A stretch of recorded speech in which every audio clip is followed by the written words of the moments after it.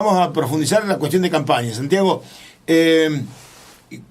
¿cuáles son los objetivos? ¿Por qué Santiago Aguiar concejal?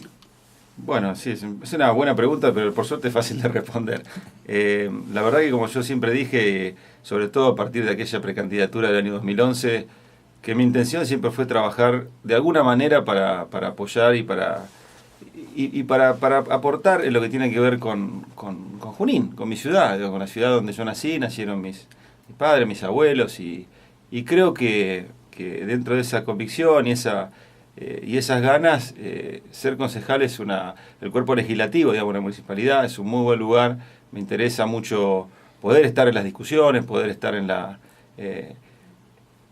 cocina, de alguna manera, de las decisiones de Junín, y bueno, y de eso, de cara al futuro, veremos qué pasa, digo, pero me parece que es una linda manera de poder participar en la política de Junín y en el municipio particularmente. Digamos que tu segundo lugar te asegura la banca, esto no hay ningún tipo de duda. De todas maneras, es una campaña difícil, no les toca bailar con la más fácil, en donde hay una polarización o no. ¿Va a haber una polarización y les va a costar o no? Bueno, nosotros la campaña, si bien no tuvimos internas, empezó bastante antes y fue difícil bastante antes porque hubo que conformar una sola lista donde, si uno recuerda, no hace mucho tiempo atrás, éramos 7 facciones diferentes del Frente para la Victoria en el año 2011, y bueno, nos costó, trabajamos mucho para poder encontrar la unidad y el concepto de unidad a veces que está tan trillado y el consenso y demás y se utiliza tanto, en nuestro caso fue importante porque el consenso habla inmediatamente a primera fase o de comienzo de reconocer las diferencias, digamos, ¿no? Si no, sería la lista de Gustavo, la lista de Santiago, la lista de Maya o de quien fuera, pero la realidad es que tuvimos que trabajar desde el disenso, trabajar desde opiniones diferentes dentro de la defensa de un modelo, de un gobierno nacional al cual consideramos que es el modelo a seguir. Entonces ahí comenzó nuestra discusión principal.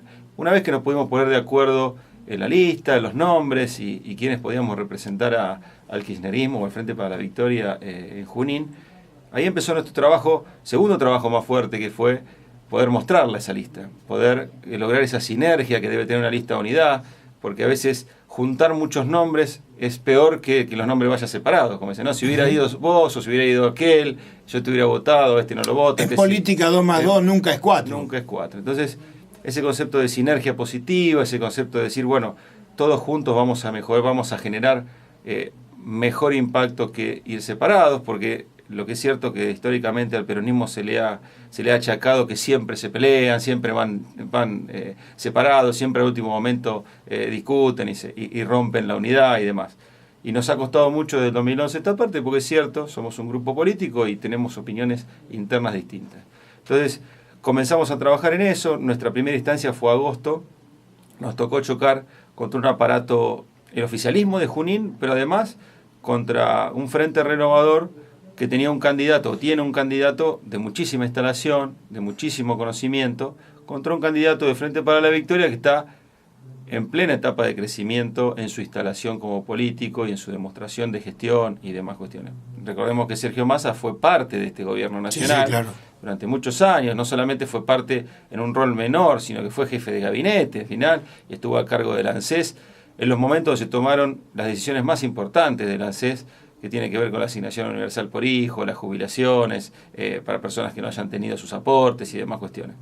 Entonces, eso a Massa le ha dado, o por lo menos le permite intentar ese mote de post-kirchnerismo o algo por el estilo. Lógicamente, eso sumado a la gestión local, sumado al nombre de Mario Meoni, que hace 10 años que está en su gestión, quizás un voto de desacuerdo, también aquellos que no están de acuerdo con el oficialismo y son peronistas, estaba la alternativa de la lista de Mirta Cure, con Marcelo García a la cabeza. Lógicamente sabíamos que no iba a ser fácil agosto para nosotros, pero tampoco habíamos, como se dice habitualmente, puesto toda la carne en el asador, porque las campañas son muy largas, son muy costosas y los recursos siempre son escasos. Entonces no creíamos que valía la pena ir demasiado a fondo en agosto. ¿Por qué? Porque claramente no nos iba a dar la nafta para octubre, eso es la verdad. Está bien. Y bueno, lógicamente nos encontramos con en la vereda de enfrente, con un Frente Renovador que en Junín realmente ha hecho una campaña costosísima, una campaña de muchísimo marketing, porque lógicamente tenía que instalar un nombre como el de Patricio Fay, que si bien es un hombre que está trabajando hace mucho tiempo en la municipalidad, no es una persona conocida públicamente o políticamente. Entonces vemos cómo se ha utilizado muchísimo recurso en la instalación gráfica y de imagen, digamos, de Patricio, de Luciano Polo y demás, y que bueno, no lo hemos hecho nosotros por otro lado. Los resultados de las PASO de las primarias en Junín no fue muy distinto a lo que pasó en otros distritos de la provincia de Buenos Aires, lo que pasó en Junín. Esperemos, lógicamente, para octubre, como bien vos decías, hay una interna que ya se resolvió, que es la interna del Frente Renovador. Va a haber votantes que va a tener que decidir, aquellos que eligieron a Massa y que no eligieron la boleta local, son más o menos 2.200, 2.300 personas. Aquellos que votaron la lista peronista del Frente Renovador y que ahora van a ver que Marcelo García va en cuarto lugar. Aquellos que decidan que la minoría que votaron en las PASO no tiene demasiadas chances para llegar al piso de concejal y decidan apoyar a una lista que sí las tenga. Entonces es normal que se vaya a polarizar un poco más la elección, porque también en el inconsciente popular la gente vota ganador muchas veces, vota a las listas que más votos sacan. Es cierto.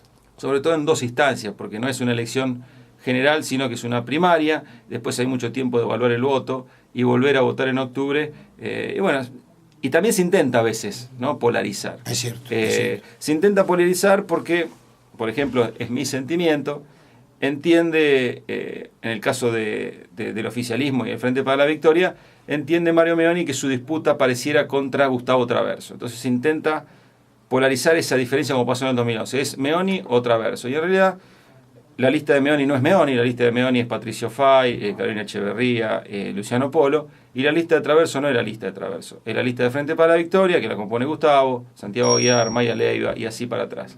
Entonces, ese intento de polarizar, decir es esto o esto, es lo que a veces creemos nosotros que está mal en el mensaje. Si bien Mario Meoni se puede poner a la cabeza de la campaña, no es el candidato, el candidato es Patricio Fay. ¿Por qué dijiste en campaña a Democracia que la inflación no afecta a nadie? Bueno, ese es un tema, la verdad, muy desafortunado. A mí, personalmente, venía pensando para acá, le estuve mandando algún tuit a Franco Ruiz el fin de semana. Yo me sentí, de alguna manera, defraudado en mi fe de entrevistado, porque a un economista ponerle un título como que la inflación no afecta a nadie es como a jefe de seguridad ponerle el título de que la seguridad no afecta a nadie, o que el desempleo no afecta a nadie. La realidad sería, perdón la palabra, pero estúpido de mi parte, no reconocer que el aumento de precio es el principal erosionador de los salarios, sobre todo más bajos. Lo que yo quise hacer es que más allá de que pueda haber sido ese conjunto de palabras, seguramente está sacado de un contexto, que era una breve introducción, que como todo economista tratamos de sacar la demonización de la palabra inflación. Porque la inflación simplemente como concepto y como aumento generalizado del nivel de precios, no es de por sí nocivo siempre y cuando, y ahí está la parte posterior, siempre y cuando esté acompañada de crecimiento económico, esté acompañada de un aumento de los salarios para correr hacia adelante con el poder adquisitivo y que esto no se retrase. En nuestro país tenemos una de las peores historias de los 90 fue la deflación, y ahí llegaba mi discusión. Nosotros nos quejamos del aumento de precios, pero el aumento de precios hace que se produzca más, que la economía crezca, si no es solamente el aumento de precios, ¿no? Cuando pasa a la inversa, es lo peor que le puede pasar a una economía. Una economía que baja los precios es una economía que está completamente en recesión y que inmediatamente después de bajar los precios reduce la cantidad de empleo, digamos. La deflación es el principal problema que tuvimos en los 90, donde muchos argentinos se quedaron sin trabajo. Entonces, creo que titular una nota de esa manera, primero no quiero creer que lo han hecho con mala intención, pero me parece que es muy desafortunado, sobre todo que además tampoco fue el tema principal de la nota. Hablamos de un montón de cosas. En los tiempos cortos de la nota uno trata de ser muy resumido en sus palabras, y cuando hablamos de, como ahora, de diversos temas, de inflación podemos estar hablando toda la tarde. Sí, entonces, seguro. Yo lo que digo es normal y lo dije con estas palabras, digamos, en un país que creció a tasas muy altas, desde el 2005 particularmente, 2004-2005, hacia el 2008-2009, se genera una inercia de crecimiento que eso también arrastra a los precios. Y siempre, cuando la economía se detiene o se relaja, los precios siguen con esa inercia, hasta tanto se acomodan a esta nueva situación de crecimiento de la economía. Entonces es responsabilidad, lógicamente, de los formadores de precios de detectar ese relajamiento o ese enfriamiento de la economía, porque los precios van a subir hasta el punto donde la gente no lo pueda comprar. Entonces este gobierno sí reconoce la inflación. Reconoce la inflación porque aumentó las jubilaciones con la ley de movilidad jubilatoria más que cualquier índice de inflación que se mida, porque las paritarias todos los años superan el 20%, porque el tipo de cambio nominal, que es, digamos, el tipo de cambio con el que se transa la moneda en el exterior, los bienes exportables, donde se mide la balanza comercial, ese tipo de cambio el último año está aumentando a una tasa del 20% anual. Entonces, eso es reconocer implícitamente la inflación. Más allá de que salga a hablar la presidenta o no de la inflación, estos precios que suben, que aumentan y que se reacomodan, tienen que ver con el reconocimiento del aumento general de los precios. Entonces me resulta raro y por lo menos me desilusiona un poco que me hayan titulado una nota o que me hayan puesto como que fuera de mi boca una frase así, cuando en realidad está totalmente sacada de contexto, por supuesto. En realidad